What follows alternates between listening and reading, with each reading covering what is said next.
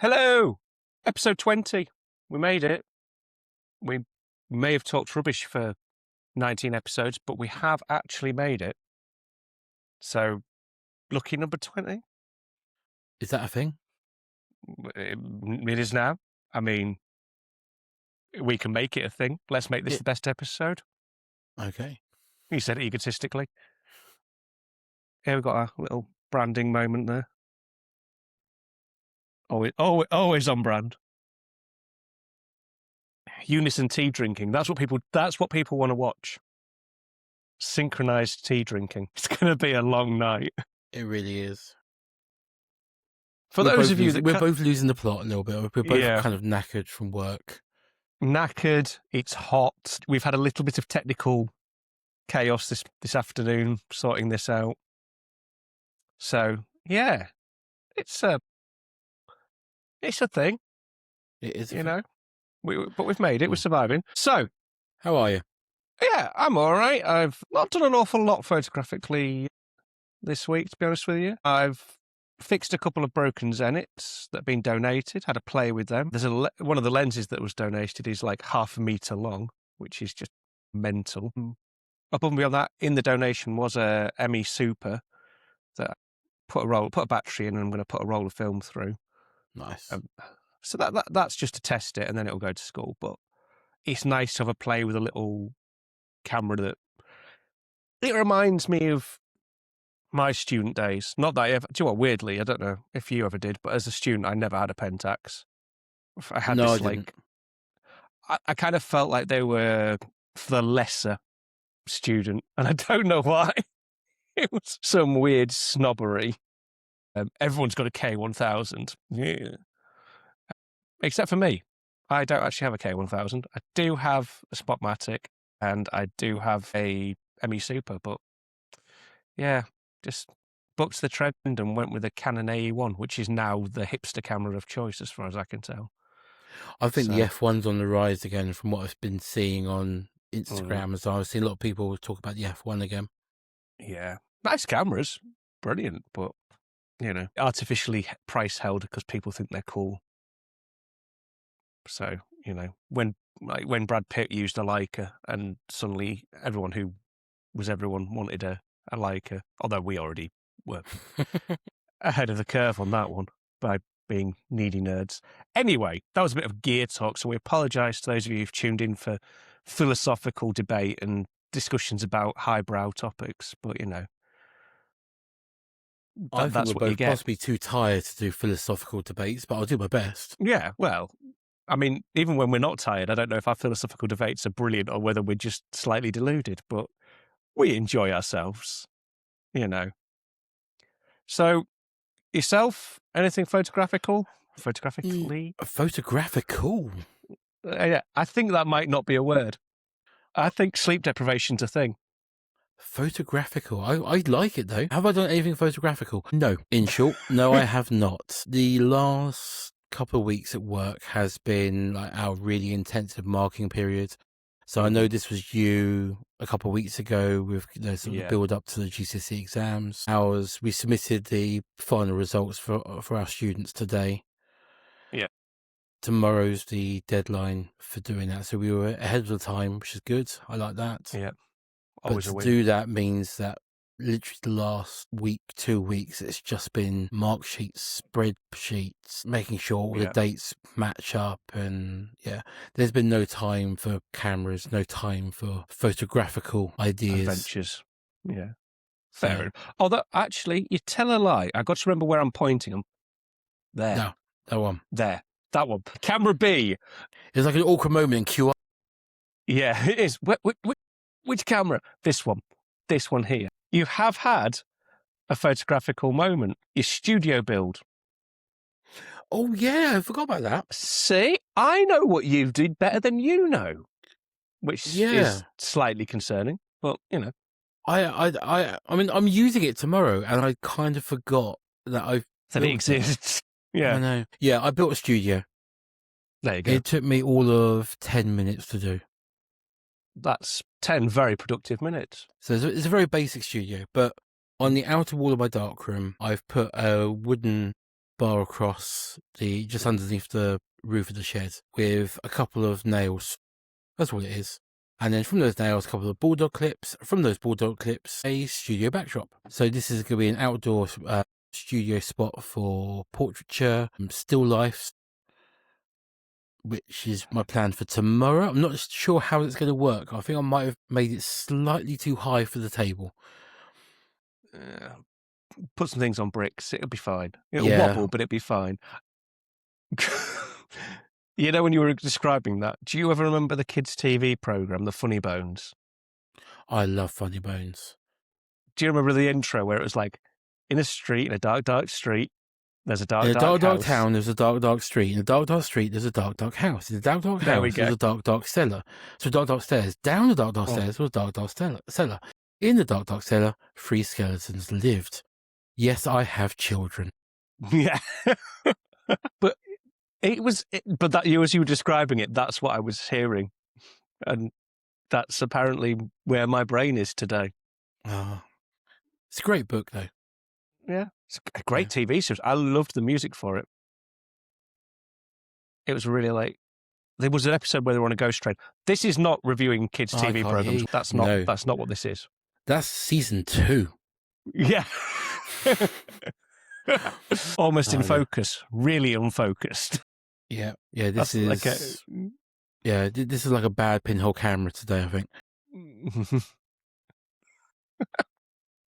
More like a camera obscura, a camera really obscura. Anyway, I'm building one of those tomorrow actually for my students. Camera obscura. Oh, nice. Yeah, That's a great lesson. Yeah, I've done it before, but I've got a student at the moment, and she's struggling to get her head around the idea that when light enters a hole, it flips upside down. Mm-hmm. And I've tried showing her videos of it. I've drawn diagrams. I've explained it. I've shown her a pinhole camera with a bit of tracing paper and a torch. Yeah, and she's just not. It's not comprehending in her brain. Yeah. So I think we need to actually do a full-on camera obscura, black out the room, and then she'll go, and it'll hopefully in that it'll connect into place, and I haven't just confused her anymore, which is also a possibility because hopefully she'll get it. It's a fun thing to do anyway. It's gonna say it's a fun lesson anyway, isn't it? Let's be honest. I used to do it in the studio. If you've never done a camera obscura, and I'm talking to people who aren't you, Toby, because I know you have, it's great. Just go to a room in your house, put some bin bags or something over the windows so the room is pitch black, and then cut a hole in the bin bag to let some light through that hole, and it'll project the outside world onto the opposite wall of your house. We can't see what that is. It just says nerd alert. Oh, nerd alert. Okay. There you go. But yeah, honestly, it's great fun to do. It's a real nice way to sort of understand the fundamental rule of photography and how any camera works. So yeah, that'll be fun to do as well. Talking of how cameras work, try again. Work. This is just tea, to clarify. This isn't some strange alcoholic concoction. I was going to say there's quite a nice ale called tea. Is that what you're drinking?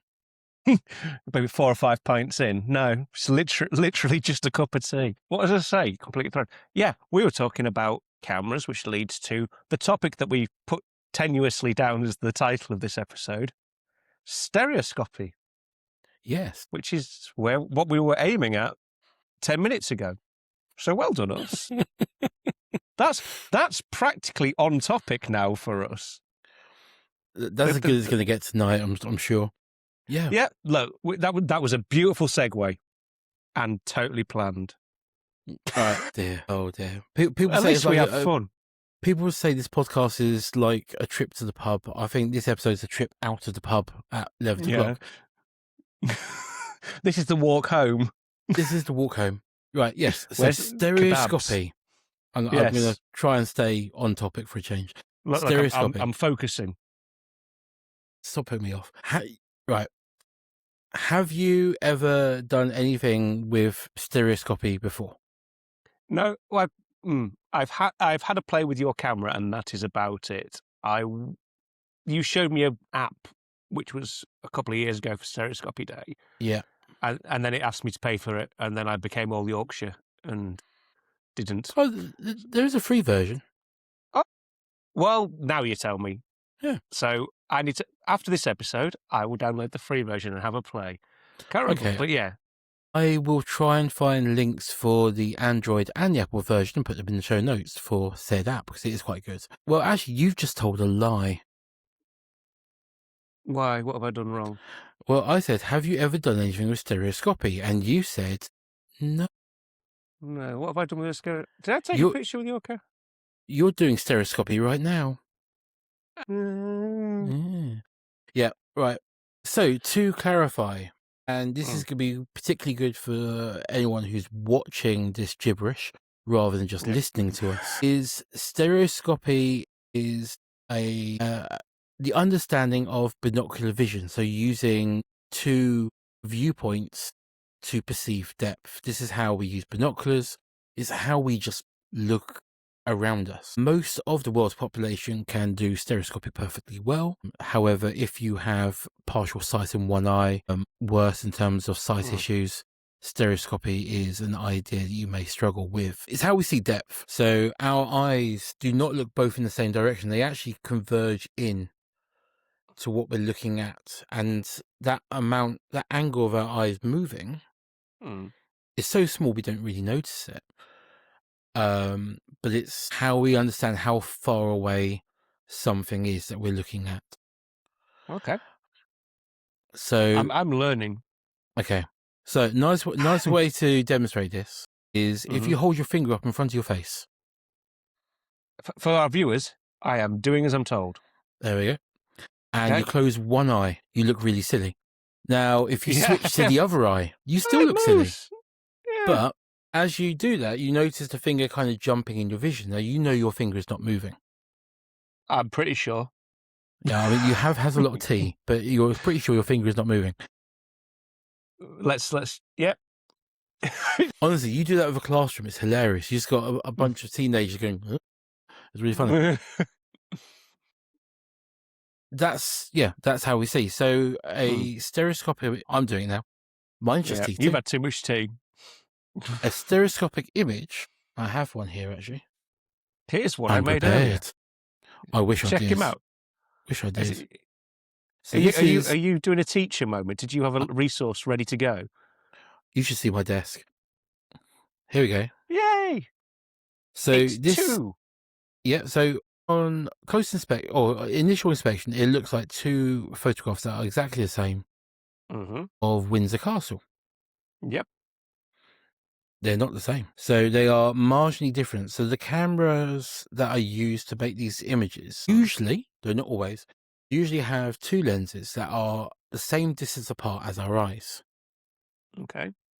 So you've got a lens for your left eye, lens for your right eye. And it does the photograph side by side. And then when you put them in one of those cards, look at it through a stereoscope or a stereo viewer. Yep. It will look 3D. This is how virtual reality works. Yeah, that's kind of the premise of it. There's some other ways of doing it. You mentioned an app. Yeah. So there's a couple of apps for this. There's a really good one called i3D Stereoid. Okay. I think is what it's called. I will put it in the show notes. And it lets you do it by making two photographs, one after the other. So you do a photograph of your left eye. So if you put your weight on your left leg, make a photograph, and then you shift your weight onto your right leg. You then do the second photograph. You've got the two images. So one for your left, one for your right. And that's it.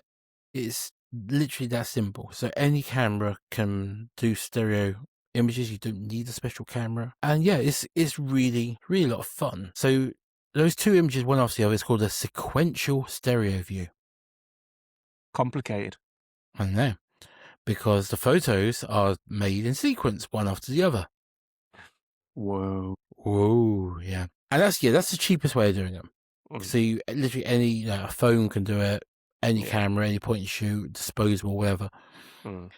But the images aren't going to be of the same moment in time. Right.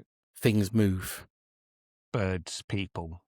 Yeah. etc. And there's one example that I was shown a few years ago at a talk, and I wish I could find a copy of it because it's brilliant. It was made in Oxford, outside the university, and in the left image, there is a horse and carriage, and it's a black horse, dark brown horse. It's black and white, but yeah, it's a dark shade horse. In the other image, there's another horse and carriage in the same spot. It's a white horse. Okay. And they are in the same spot. Just where the horses have travelled down the street.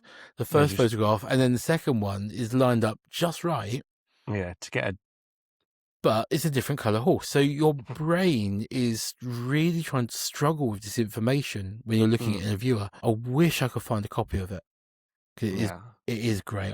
I have kept hunting. So that's that. Then you can go for something like this, which is called beam splitter. Yeah.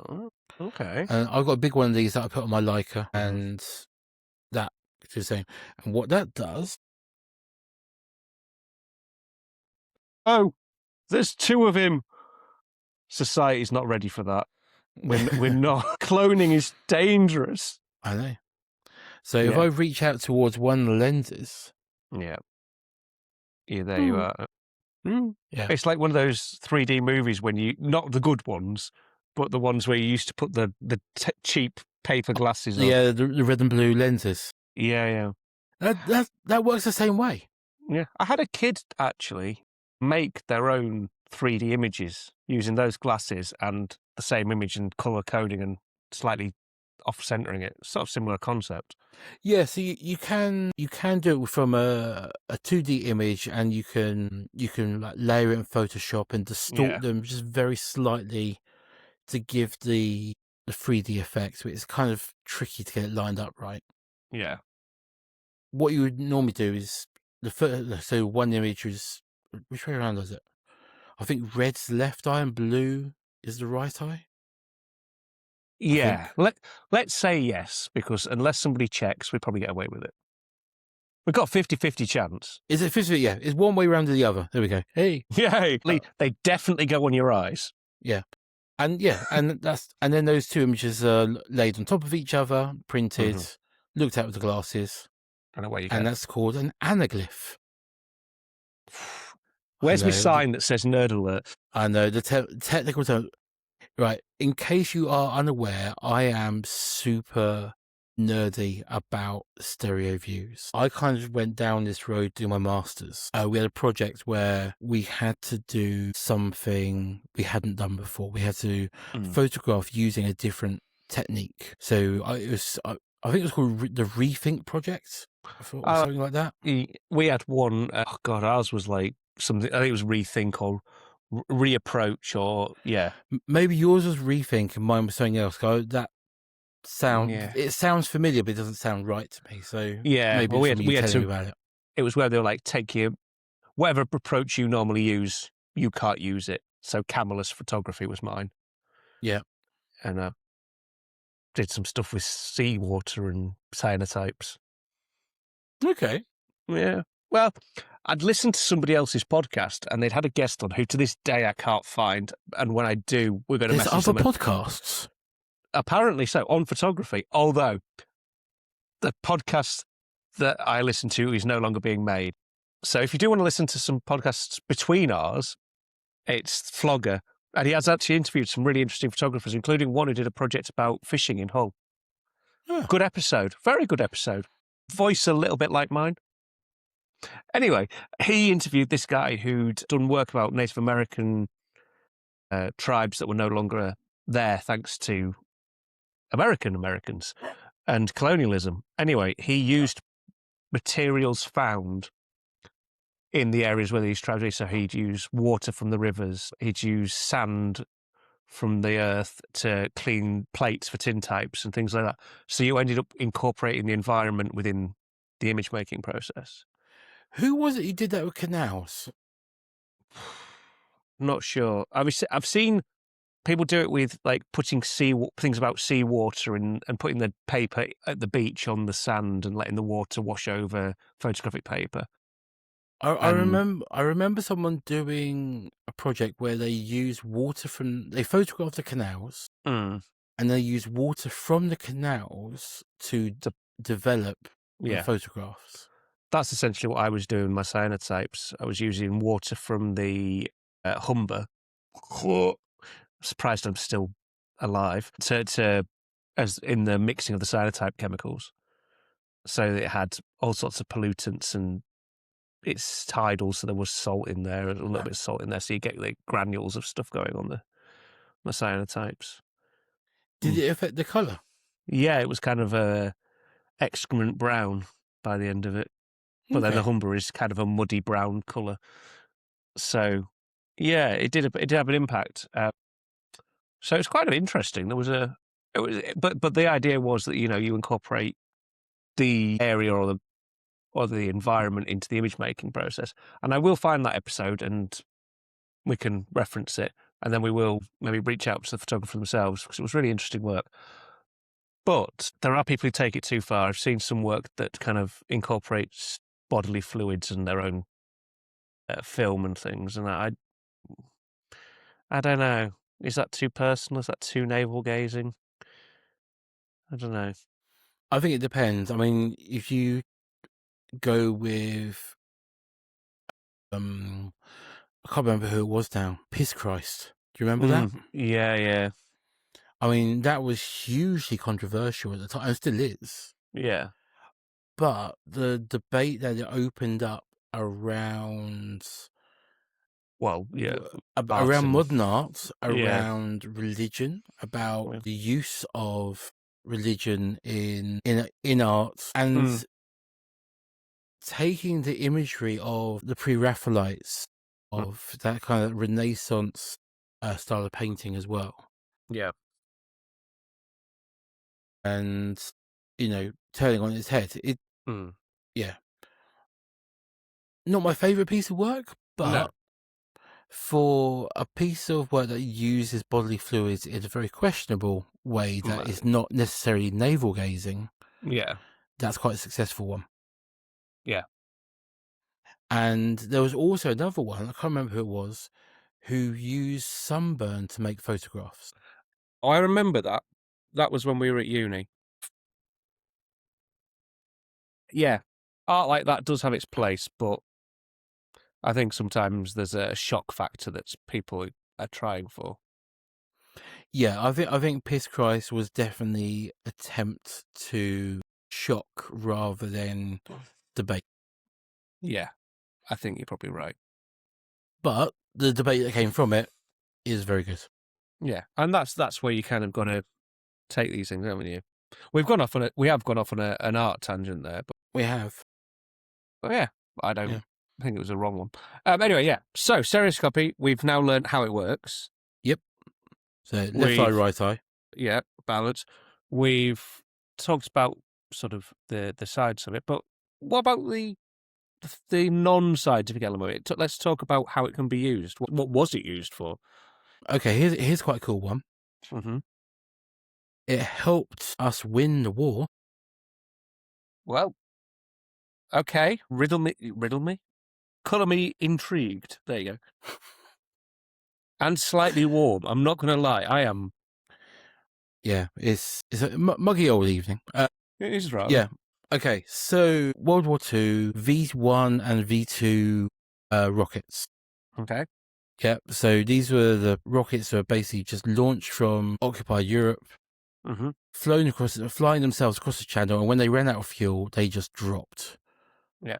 And they were absolutely devastating to British cities. The West End of London was particularly hit hard by them. And Hull. Did you know? I did not know who Hull was hit. I thought it was Really? too far north for them. No, it was one of the worst bombed cities outside of London. They used to use. So here's our history moment of the podcast. What they used to do was they'd fly up the Humber, or they'd leave by the Humber as a point of like a navigational point. And so when they were flying back from anywhere else, they just drop whatever they had left on Hull. But that would have been bombers rather than the V1s. Yeah, the bombers, but not yeah. Yeah. But yeah, blitz wise. Although they did actually, missed quite regularly and hit Hull as well. Because they weren't the most accurate form of... They weren't.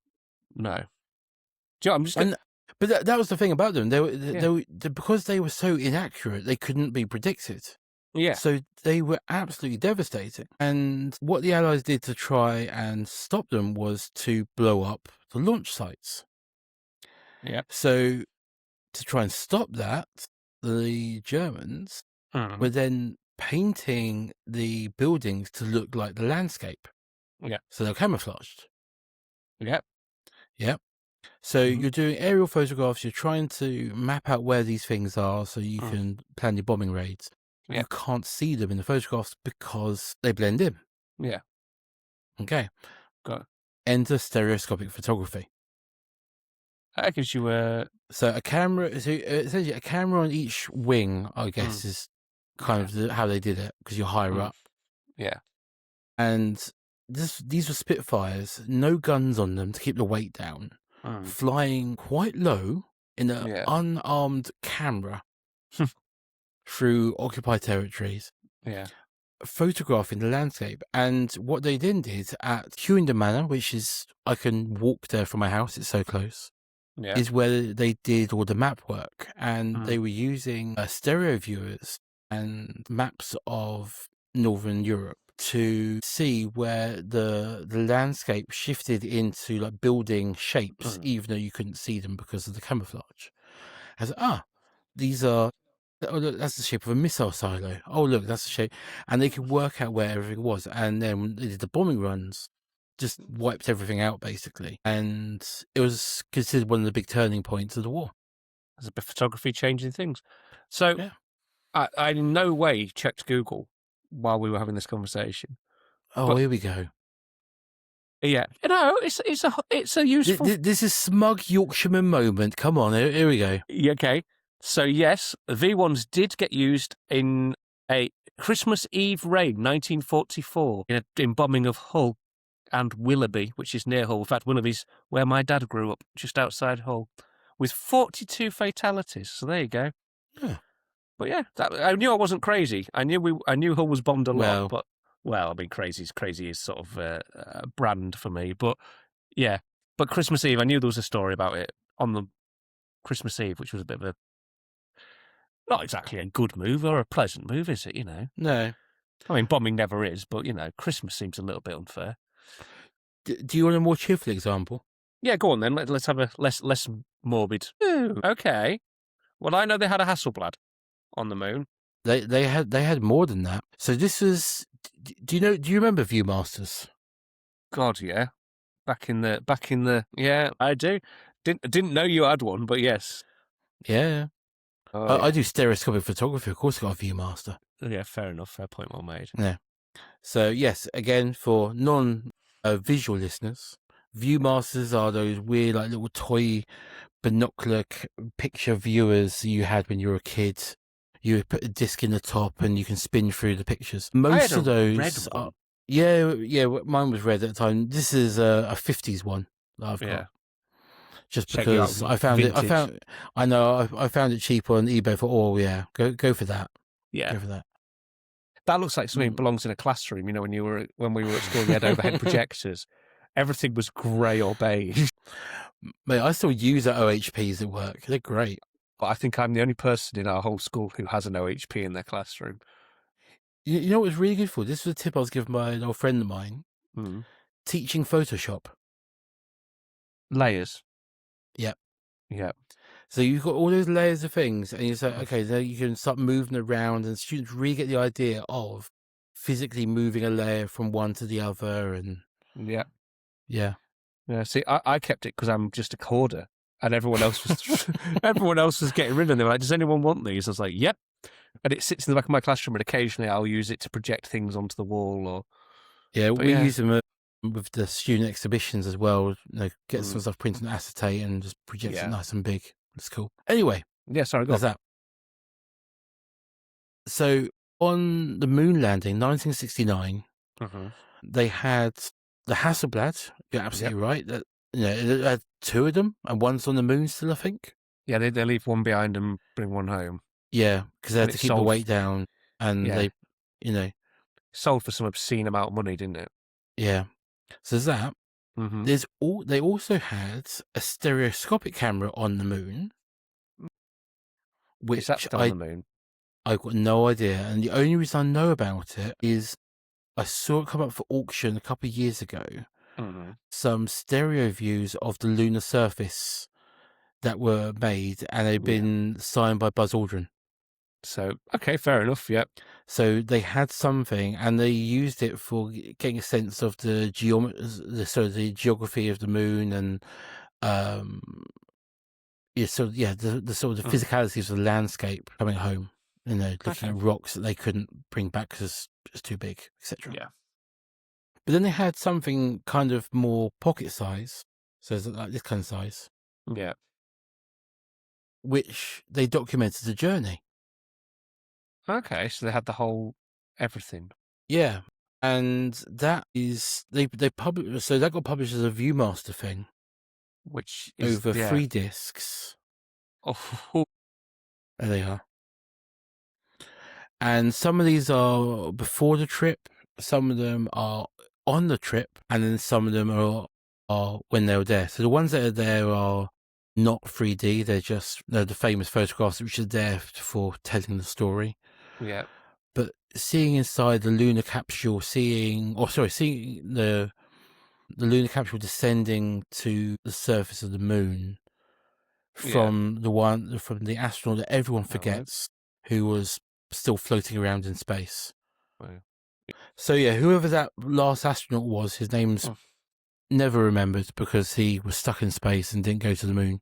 Yeah, he was like, yeah, he was what? I'm trying to think of the equivalent. He was the Ringo Starr. Sorry, Ringo. But possibly but he's probably the most important of the 3. Probably, yeah. But we can't say that about Ringo. Oh, we can. Don't be mean to Ringo. What was it? What Paul? No, it was John Lennon said when asked, "Is Ringo Starr the best drummer in the world?" Do Best you know drummer in the Beatles. He's not even the best drummer in the Beatles. With friends like that, no wonder they broke up. Didn't need Yoko Ono, did they? This is a very disparate conversation. Yeah, we've had too many guests, I think. Yeah, we've forgotten how to have a coherent conversation. No, sorry, continue on anyway. Yes, so it's on the moon. On the moon. So yeah, stereoscopic photography on the moon. There we go. There we go. And Buzz Aldrin. Neil Armstrong. Who was the third guy on the moon? Yeah, do you know what? It's literally, if you start typing it, it comes up. Michael Collins. There you go. That was it. And basically, it's literally one of the most Googled things when you start Googling. Because no one can remember his names. Poor bloke. I know. But yeah, he did most of these photos. That's very cool. So, well done. We appreciate your photographic work, even if no one can remember your name. They're good photos as well, to be honest. Even though you take away the context of it being 3D photographs in space. Yeah. They are actually good photos. Yeah. I mean, I feel like you probably struggle to take bad photos of space. I don't know. I think a lot of people have made bad photos of space. I think a lot of people have made bad photos. That's for damn sure. Yeah. Anyway, so that's kind of a whistle-stop tour of how stereoscopy's been used, I guess. Yeah. I mean, the sort of theory world, and not just, academia, but why use stereoscopy over sort of traditional photographic methods? Well, is there a storytelling element you feel it has more so than a traditional flat image?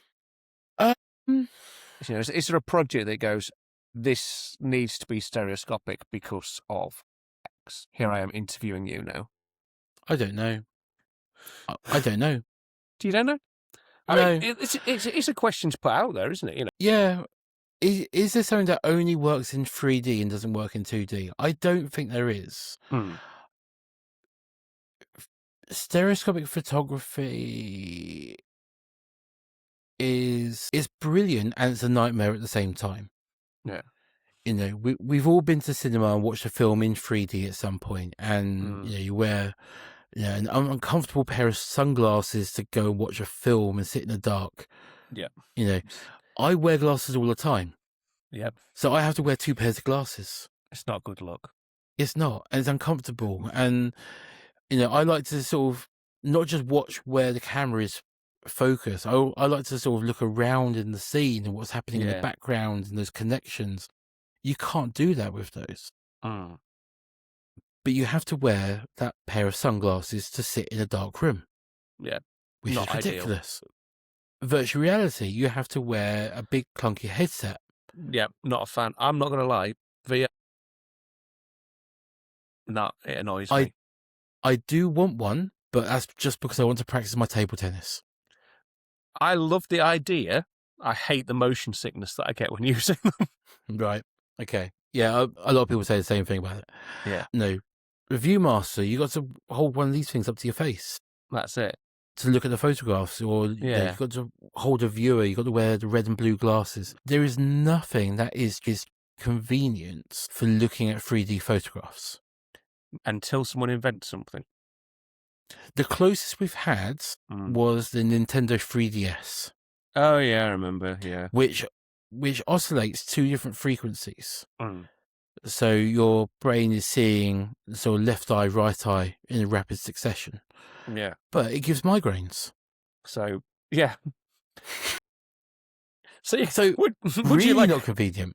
Really not convenient. So that's the main problems with it. You always have to hold something or use something. You can't just pick up a photograph and look at it. You can't just go to a gallery and look at it without, whatever. But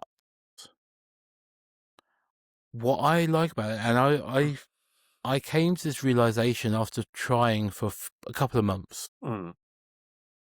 And I was making photographs. I thought, these are nice. Yeah.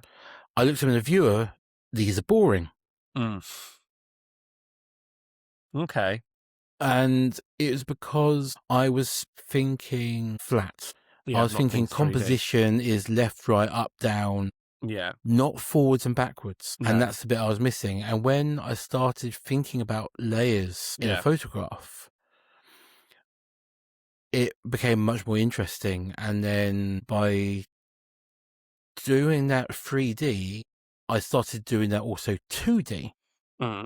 And I think my 2D photography is better now than it was prior to doing stereoscopic stuff because of that change. Yeah. What are you Googling? I was just having a quick Google of stereoscopic photography projects, but nothing had jumped up. I was wondering if there was an existing, but no. Nothing at all. Well, not what well known. Hang on, let's. Okay, so here's some for you. So obviously there's me. Yeah. Yeah. There is the London Stereoscopic Company, which is now managed by the Brian May Stereoscopic Archive. Yes, that's Brian May. Hey, this is a musical episode. We've slagged off the Beatles, and now you've brought in Brian. Well, I've slagged off the Beatles. I'm never going to do that. Now, if Banks is listening, I've just offended all of Liverpool, and it's probably his fault. So yeah, I'm looking, and do you know what? I mean, there's loads of things about people exploring it, but so the first big name to do it was a guy called T.R. Williams, Richard Williams. And he did a lot of stereoscopic stuff in the 1850s and did the first, essentially a social political documentary, possibly ever. So it's like 1852, so it's really early in photography, about a village in Oxfordshire. And it was kind of that, the Industrial Revolution's coming, look what we're about to lose, kind of idea. And that's published in a book called A Village Lost and Found, because no one knew where it was. And Brian May used the internet to crowdsource enough information to work out where it was, which is quite cool. I've made projects with stereoscopic photography. You're saying Google doesn't know it? Well, Google's not thrown your name out. I'm not going to lie. Rude. Absolutely outrageous. Yeah. But there's another one, and he uses 3D imagery and a different technique. Yeah. So multiple cameras lined up to do portraits. And he did a portrait of Queen Elizabeth, say 10 years ago. maybe a Okay, bit more. yeah. A guy called Chris Levine. Googling as we speak. Hang on. Levine, I believe. Okay. And I've seen this at the National Portrait Gallery, and it's lenticular. So as you look at it from different angles, you see the image move. It's Yeah, kind of here we like go. those Okay, yeah. those moving bookmarks you find at shops. Is Yeah. that kind of technology? Can I But he did it as like a screen big digital display. check me out. I've worked out technicals. You sharing the screen? No, I was going to, Hang and then on. my pop-up blocker has lost its mind and said no. Chris Levine, Queen. I'm not sure why my pop-up blocker's gone mad there, but today's the day for it with technical difficulties, obviously. That's not it. I can't find it now. See, I've got it, but yeah, well, Google it, people. Have a look. It's there. I found it. It's probably better to find it as a video than... Oh, actually, there is a video of him talking about how he did it. Oh, do you want to link that in the show notes? I would link that in the show notes. There we go. So there we go. Cool. Yeah. So I'm going to go watch that. Very, very cool photographer. And he does stuff with lasers and so on now. He's quite experimental as a visual artist, so it's quite nice to see. I'm going to give you a prize for not going laser. Never mind. Yeah. Austin Powers. That was a I good... know. It was a movie reference. It was brilliant. Terrible. Anyway. Terrible reference there. That's something that hasn't aged well. No. Anyway, sorry, back on topic. For a change. For a change, yeah. Just this one. Don't get used to it. So although it's not stereoscopic because stereo is 2. Yep. So a stereo sound, 2 speakers, stereo image, etc. And that's don't know how many cameras it was now. Must be a lot to lenticular, surely. For that amount, I think it was something like a dozen cameras or something crazy, all lined up in a semicircle around her. Yeah, I think I've seen footage of people doing stuff like that. Yeah. Yeah, I must know, yeah. So that's another one. So yeah, people have done stuff. There's books published. Oh, hang on. Are you going to do a me and disappear and get a book? Yes. BRB. We're off to find a book. I didn't take him. He's back again. That wasn't an adventure. That wasn't really an adventure. That was more of a stretch. I knew where it was. There we go. There you go. So Mountains of Kong by Jim Norton. I like the colours on that. I know. So it's using aerochrome film. I know.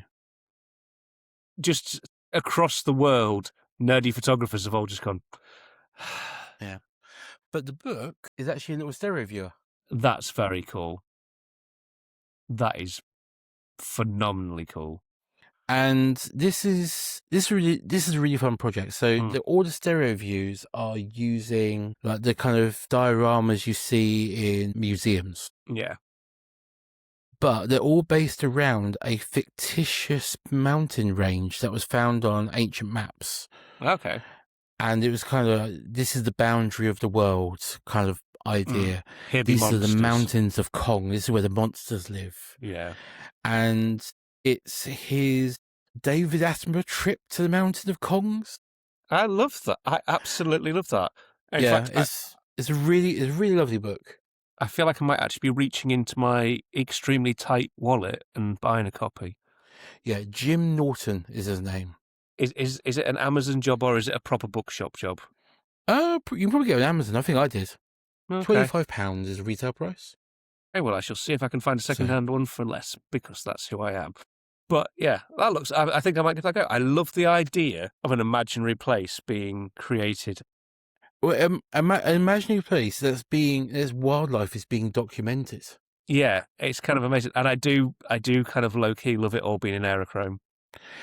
Yeah, the aerochrome really works for me because it looks dreamlike. It's surreal. Yeah. And it isn't...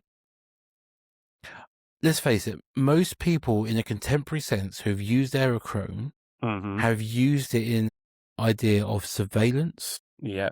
And it's always linking back to that kind of that post-military. Well, because it's a military film, but yeah. Yeah. But they've always tied it back to that. This is someone who's gone, okay, this is this idea. I can use it for something completely different. Yeah, I like a document. There was a recent one done by I think it was a Magnum photographer who used AI to create a whole fake village, and did a documentary there.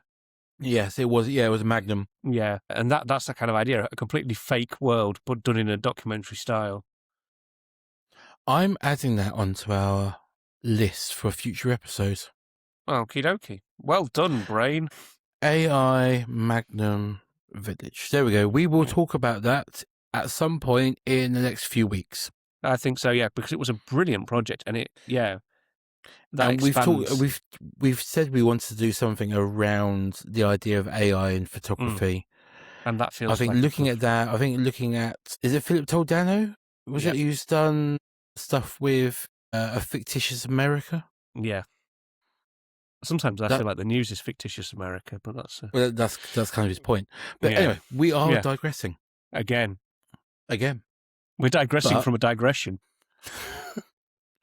Everyone we got lined up to be guests are listening to this thing. I'm not going on that. Yeah, listen to one of the episodes where we have a guest. We're far more mature and focused. But we have we have a lot of fun, guys, recording this podcast. This is our trip to the pub. So if it gets silly, we're sorry, but you know what you're getting now. You're 20 episodes in. If you didn't know what you were signing up for by now, I'm sorry, that's on you. The title gives it away.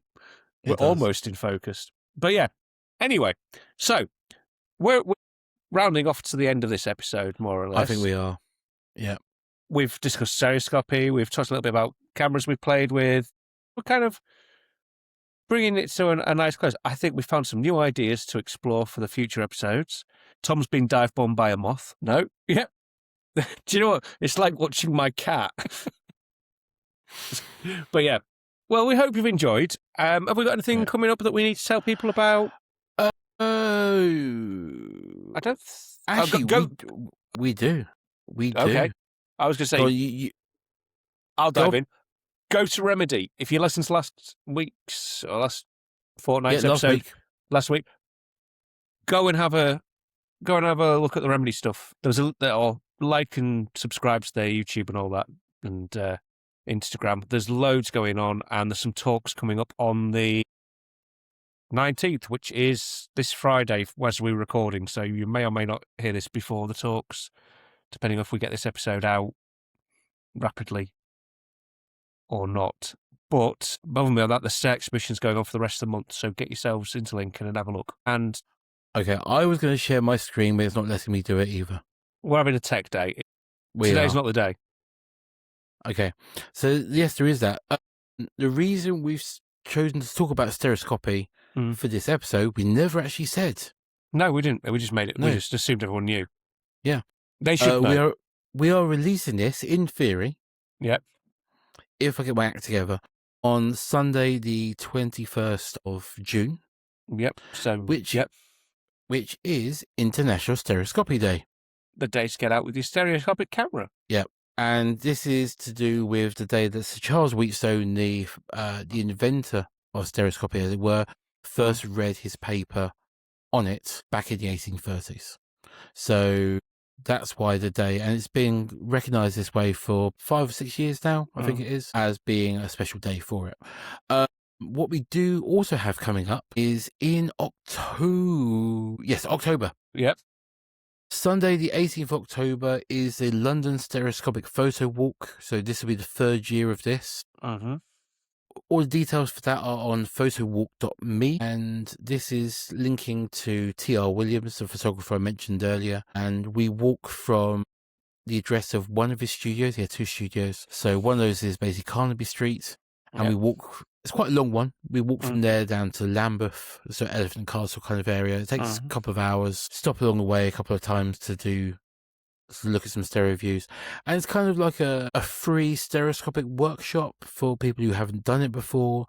A chance to meet other people who do stereoscopy and just want to sort of get together and have a chat. And yeah, the first time we did it, was really exciting for me because I have a stereo view by T.L. Williams of a stuffed fox, and he made it at his first studio. Yeah. And we got to the address of the studio. I'm standing outside looking at the stereo view, working out roughly where it was made. Yeah. And an urban fox came walking along the path towards me. And it's just this kind of serendipitous moment that was quite profound. Yeah. So there's that. So that's completely free because it's walking down the street. I shouldn't be charging people for that. No, we have thoughts on that, which we've raised before. Yeah, actually, one of the ones that I said before, I thought, you know what, I would do that. I would pay to do. I've seen a price for some of their workshops at the moment. Yeah. For 3 days, £980. Yeah, I agree. If it was like 150 quid, I say, you know what? I respect the work. I do it. I'm not spending best part of £1,000 on.